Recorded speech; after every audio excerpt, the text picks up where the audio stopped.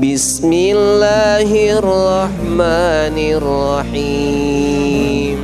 Punya keluasan rezeki. Walam yutuh. Alhamdulillahirabbil alamin.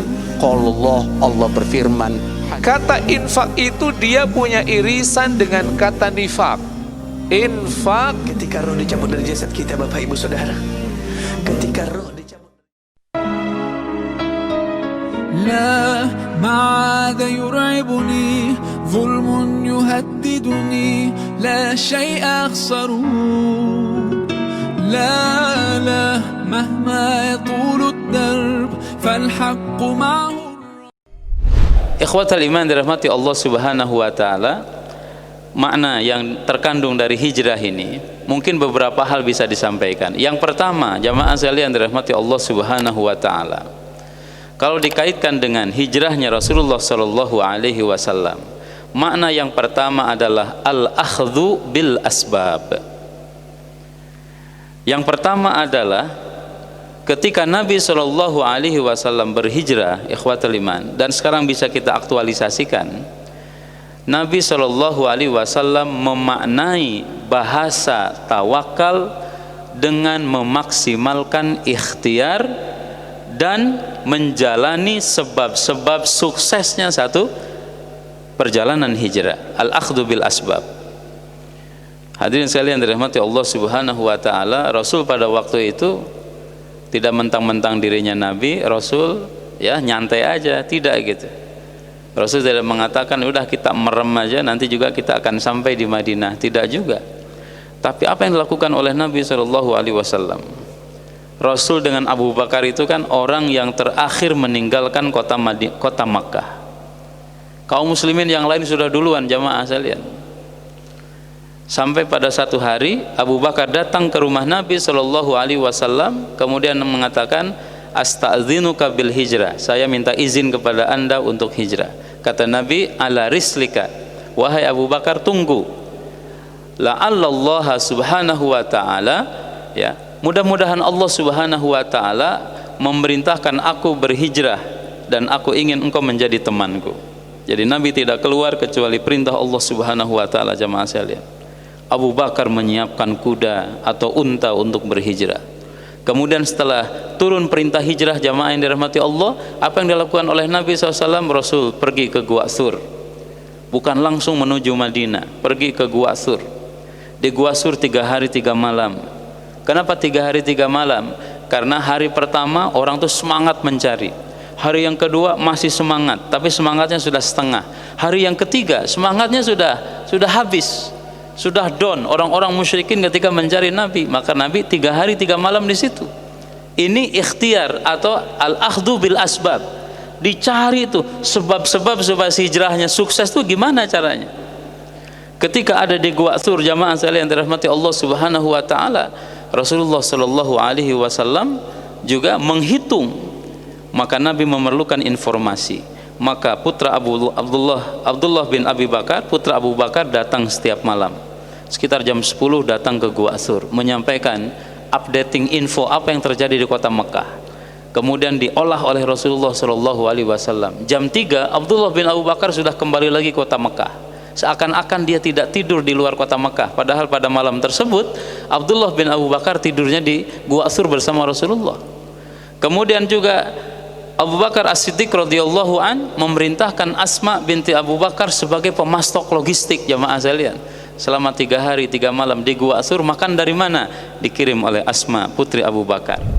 Kemudian jejak langkah kaki kuda atau unta yang digunakan oleh Nabi ketika menginjak pasir itu ketahuan, maka Abu Bakar As-Siddiq radhiyallahu an memerintahkan yang namanya Amr bin Fuhairah untuk mengembala kambing menghilangkan jejak langkah tersebut. Ini al-akhdhu bil asbab. Kemudian untuk sampai ke kota Madinah tidak melalui jalan yang biasa, dipilihlah seorang navigator namanya Abdullah bin Uraiqid. Abdullah bin Uraiqid orang musyrik, dipilih dan disewa oleh Abu Bakar untuk apa? Untuk membawa mereka sampai ke Madinah tidak melalui jalan yang biasa. Dicari jalan yang tidak biasa dilalui oleh orang. Padang pasir, jamaah sekalian, hampir 1000 km jarak Makkah dan Madinah. dengan kendaraan unta pada waktu itu. Ini namanya al-akhdhu bil asbab, jamaah sekalian. Oleh karena itu dalam Islam, tawakal itu bukan berarti menyerahkan segalanya kepada Allah tanpa usaha, tapi tawakal itu seperti apa yang dilakukan oleh Nabi SAW. Yang kedua, jamaah sekalian, pelajaran dari hijrah apa? At-tadhiyah, pengorbanan, Mbak. Nabi SAW, ikhwatal iman dan kaum muslimin, meninggalkan kota Mekah, meninggalkan rumah, meninggalkan ladangnya, kebunnya, untanya, hewan ternaknya, hartanya. Apa yang mereka bawa? Mereka membawa apa yang nempel saja di badan. Ikhwatal iman dirahmati Allah. Apakah mereka ridho atau mereka enak melakukan itu? Tidak, kalau menurut fitrah. Bagaimana mungkin di Madinah itu belum tentu dapat jaminan hidup yang layak. Di Madinah itu belum tentu dapat usaha. Tapi mereka meninggalkan kemapanan. Demi apa ditinggalkan semua itu? Demi Allah Subhanahu wa taala. Karena perintah Allah Subhanahu wa taala, tadhiyah. Jamaah sekalian dirahmati Allah, itulah seorang muslim. Muslim itu punya prinsip madza nuqaddimu lil Islam. Apa yang bisa diberikan untuk Islam? Tidak berpikir apa yang bisa dimanfaatkan dari Islam. Ikhwatul iman dirahmati Allah Subhanahu wa taala, kalau satu komunitas, sebuah negara, satu masyarakat sudah berpikir apa yang bisa diberikan kepada negara, kepada bangsa, kepada masyarakat, kepada umat, insya Allah akan maju. Tapi kalau pikirannya apa yang bisa dimanfaatkan atau siapa yang bisa dikorbankan, apa yang bisa saya ambil dari negara, dari bangsa, dari rakyat, dari umat, ini akan hancur, jamaah sekalian dirahmati Allah.